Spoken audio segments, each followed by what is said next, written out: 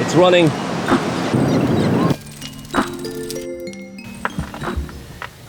I'm assuming, yeah, we are here.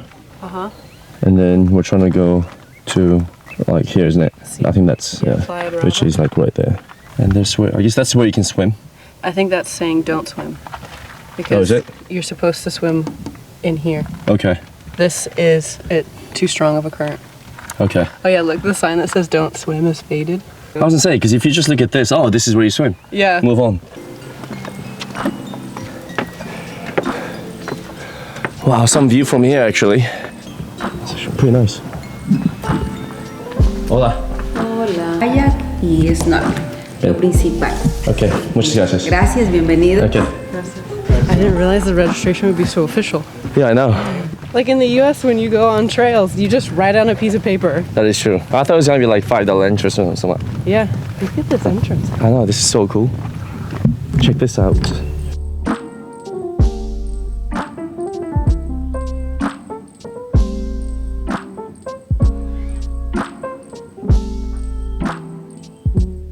Wow, look at this. It looks like a tree. Nope.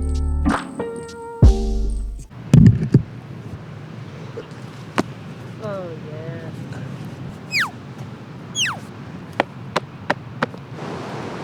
Wow, look how awesome this place is. Check this out. What a view.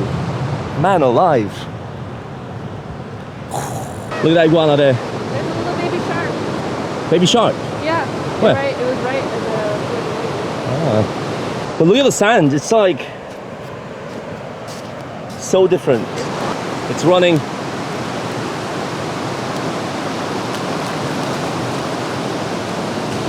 Well, first one of the day. Yeah.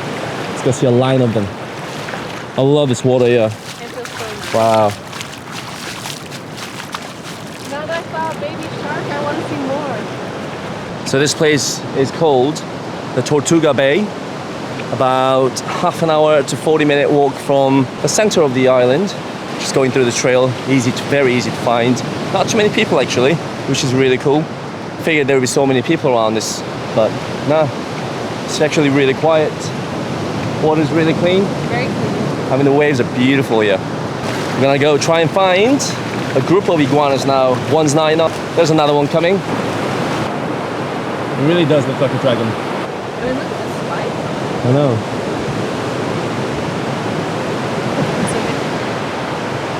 Say hello to my little friends. Oh yeah, is that iguana poop? Yeah. Fantastic. I like, see ya. How cool is that?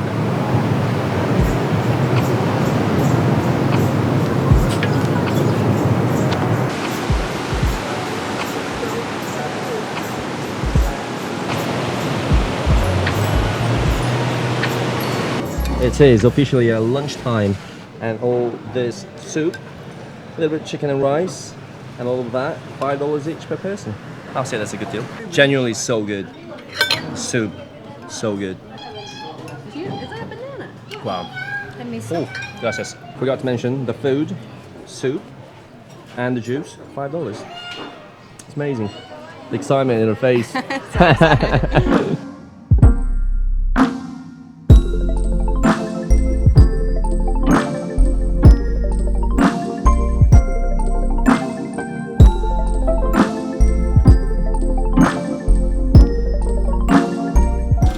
Charles Albion boys. We are currently at the Charles Darwin Research Center. Let me show you what is around here. Check this out. It's a whale's skeleton. How massive is that?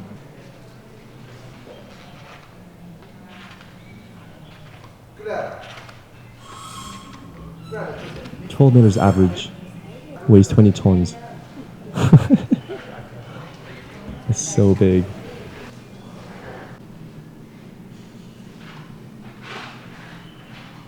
Oh look, that's gonna be painful.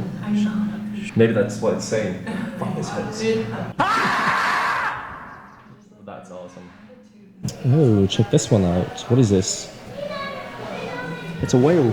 It's a dwarf sperm whale, and these gotta be the bullocks, right? If they're sperm whales. That was it for the little museum building. It's quite small, so you get to see some skeletons of different animals, which is pretty cool. Let's go for a little tour that we just signed up for $10. Because John said that was the best one. Yeah, right? because I think he paid for it $10. Wild tortoises. That That's what I want. That's what I want. Yeah. I wonder how Charles Darwin is viewed in this island. Yeah. What's he viewed as? Is he, you know what I mean? Like, you know how like sometimes like Columbus is not seen as. No. Responsible for the genocide of many people. Yeah, exactly. You know what I mean? So like, what is Charles Darwin viewed as on this island? I mean, it put the Galapagos on the map internationally. True. I mean, so did Columbus with the USA, I suppose. With immigration. Yeah. I'm just curious. Plastic's bad, but it's also not that bad. Look, because we made that out of Plastic. Because I know Charles is just really recognized for the theory of evolution, because it's always the scariest to be the first one to propose it. Right. And I don't even think he was like recognized for it in his lifetime, because I think a lot of the church attacked him quite a bit. Well, so he came here when he was younger, and then he proposed it later on in life. It's like his adventures here is what gave him the idea about evolution through natural selection. Yeah. I mean, the turtle one was the famous one, isn't it? The turtle one? Yeah. Based on these types of plants that I see, there's got to be an animal with a long neck that's got to be able to eat these plants. Or maybe he saw the turtle first, and because it's got the long neck, its food must be somewhere a little bit higher above the ground. I think that's where it came from. Yeah.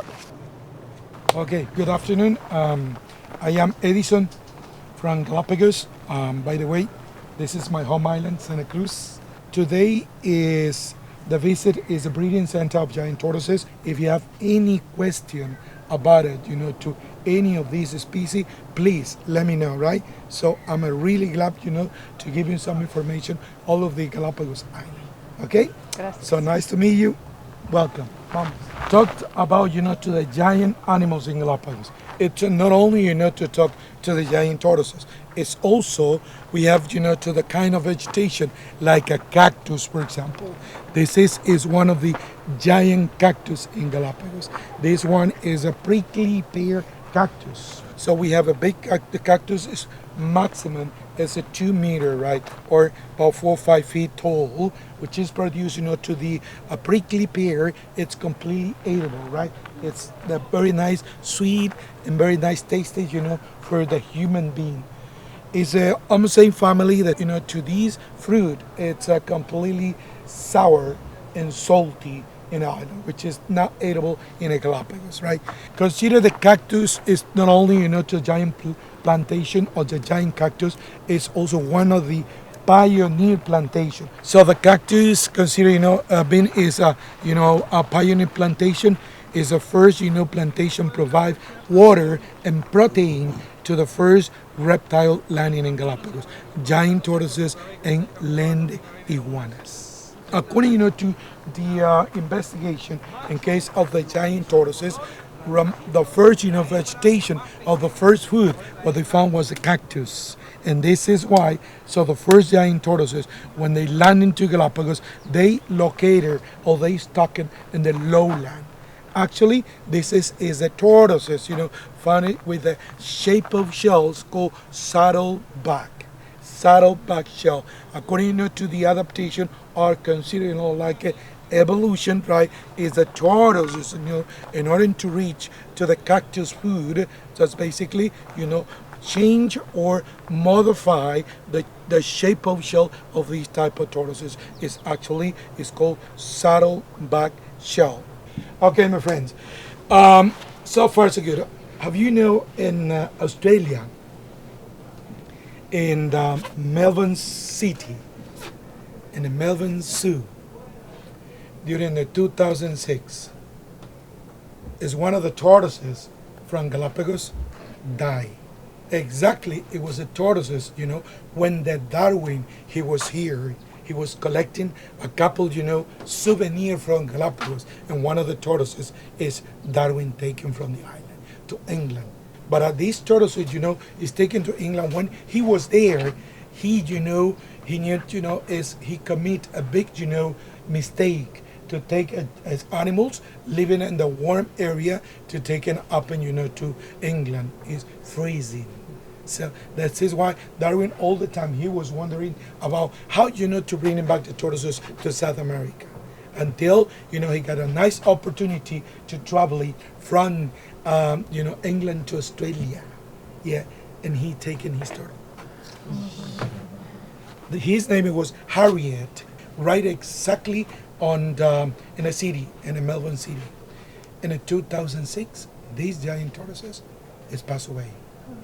Exactly 177 years old, where this is actually the record of the age of the giant tortoises from Galapagos. And also, this is one of the fourth oldest tortoises around the planet. Also, we have, a two big group of iguana, land iguana and marine iguana. The land iguana, actually we have three different species of land iguana. Three different species. The first one is Conolopus sucristatus. This land iguana, it's living in some of the several different islands around Galapagos. It's a big land iguana. This is Conolopus sucristatus. Actually, we have in Baltra, North Seymour, Santa Cruz, Isabela, Santiago, Fernandina. We are doing South Plazas. Oof, it's a very good condition. This type of iguana, Conolopus sucristatus.